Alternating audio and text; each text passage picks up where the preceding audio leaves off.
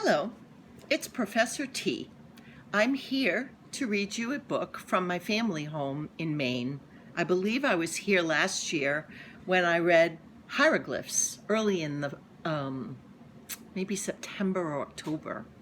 So today I'm going to read a book about tamales. Too many tamales. Tamales are related to the food of our last video, which was arepas. Both of them are probably familiar to many of you, so I thought you would enjoy this book. Too Many Tamales by Gary Soto, illustrated by Ed Martinez. Too Many Tamales. Snow drifted through the streets, and now that it was dusk, Christmas trees glittered in the window. Maria moved her nose off the glass and came back to the counter. She was acting grown-up now, helping her mother make tamales. Their hands were sticky with masa. "That's very good," her mother said. Masa, right here. Maria happily kneaded the masa. She felt grown-up, wearing her mother's apron. Her mother had even let her wear lipstick and perfume. "If only I could wear Mom's ring," she thought to herself.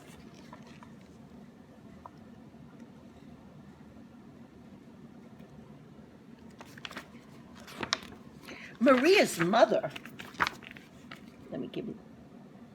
had placed her diamond ring on the counter. Maria loved that ring. She loved how it sparkled like their Christmas tree lights. When her mother left the kitchen to answer the telephone, Maria couldn't help herself. She wiped her hands on the apron and looked back at the door. "I'll wear the ring for just a moment," she said to herself. The ring sparkled on her thumb.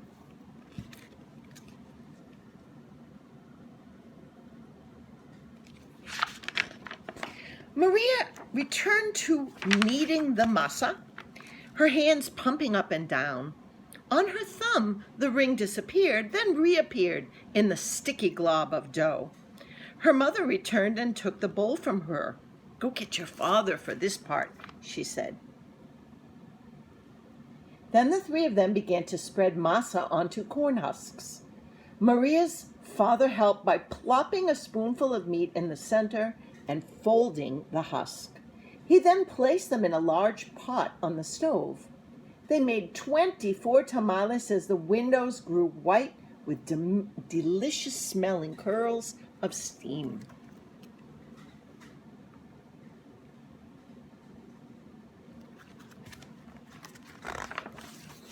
A few hours later, the family came over with armfuls of bright presents. Her grandparents, her uncle and aunt, and her cousins, Dolores, Teresa, and Danny.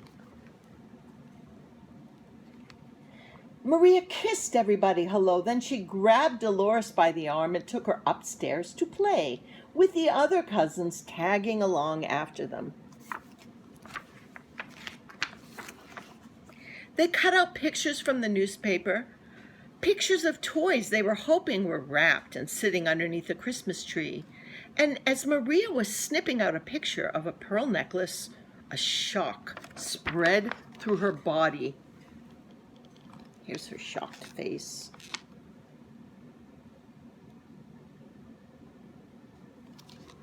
"The ring!" she screamed. Everyone stared at her. "What ring?" Dolores asked. Without answering, Maria ran to the kitchen.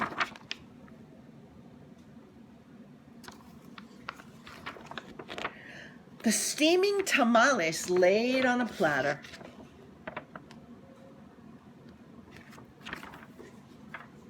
"The ring is inside one of the tamales," she thought to herself. "It must have come off when I was kneading the masa." Dolores, Teresa, and Danny skidded into the kitchen behind her. "Help me," Maria cried. They looked at each other. Danny piped up first. "What do you want us to do?" "Eat them," she said. "If you bite something hard, tell me."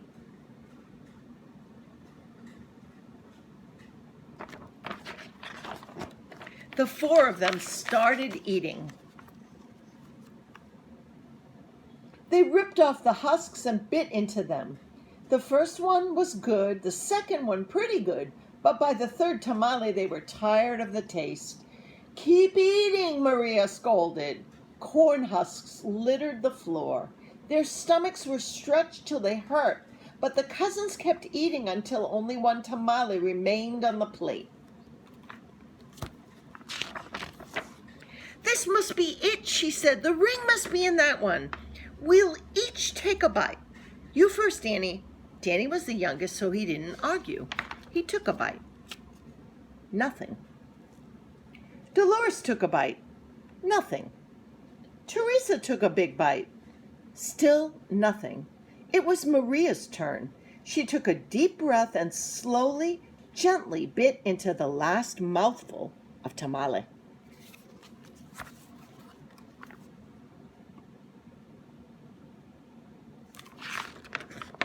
Nothing.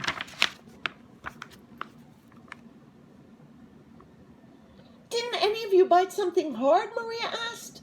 Danny frowned. "I think I swallowed something hard," he said. "Swallowed it?" Maria cried, her eyes big with worry. She looked inside his mouth. Teresa said, "I didn't bite into anything hard, but I think I'm sick." She held her stomach with both hands. Maria didn't dare look into Teresa's mouth. She wanted to throw herself onto the floor and cry. The ring was now in her cousin's throat, or worse, his belly. How in the world could she tell her mother? "But I have to," she thought. She could feel tears pressing to get out as she walked into the living room where the grown-ups were talking. Then she chattered so loud. They chattered so loudly that Maria didn't know how to interrupt. Finally, she tugged on her mother's sleeve.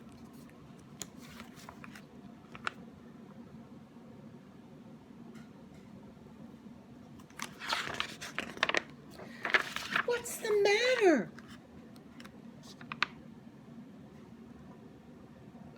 her mother asked. She took Maria's hand. "I did something wrong," Maria sobbed. "What?"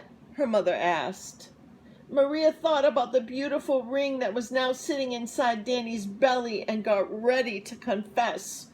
Then she gasped. The ring was on her mother's finger. "Bright as ever!" "The ring!" Maria nearly screamed. Maria's mother scraped off a flake of dried masa. "You were playing with it?" She smiled gently.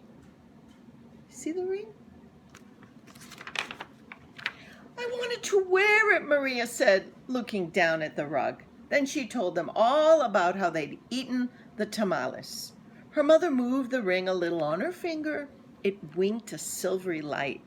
Maria looked up, and Aunt Rosa winked at her too. "Well, it looks like we all have to cook up another batch of tamales," Aunt Rosa said cheerfully.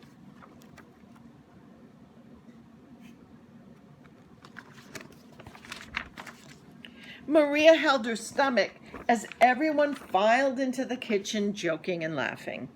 At first she felt like she was crying, as she needed a great giant bowl of masa next to Aunt Rosa. As she pumped her hands up and down, a leftover tear fell from her eyelashes into the bowl and for just a second rested on her finger, sparkling like a jewel. Then Rosa nudged her with her elbow and said, "Hey, Nina, it's not so bad. Everyone knows that the second batch of tamales always tastes better than the first, right?" When Dolores, Teresa, and Danny heard that from the other side of the room, they let off a groan the size of 24 tamales. Then Maria couldn't help herself. She laughed, and pretty soon everyone was laughing, including her mother. And when Maria put her hands back into the bowl of masa, the leftover tear was gone. Yay! How do you think the mother knew about the ring? Did the mother see that Maria had it on, or did it really drop into the dough? I wonder what your theory is. Well, you can see why I read a book about tamales right after we made arepas, because they're both made with masa. And I know many of you have masa at home, and many of you cook either arepas or tamales. Remember, while a grown-up does that, you can use Play-Doh, or you can make Play-Doh, or you can use markers and create art in the kitchen while the cooking's happening. You can draw something you see, you can draw the food, you can make the food, or maybe you'll even come up with a different plan. What I'd like to see is your artwork. Please send it to me so I can feature it on this blog. We would all like to see what you do at home. Until next time, bye-bye.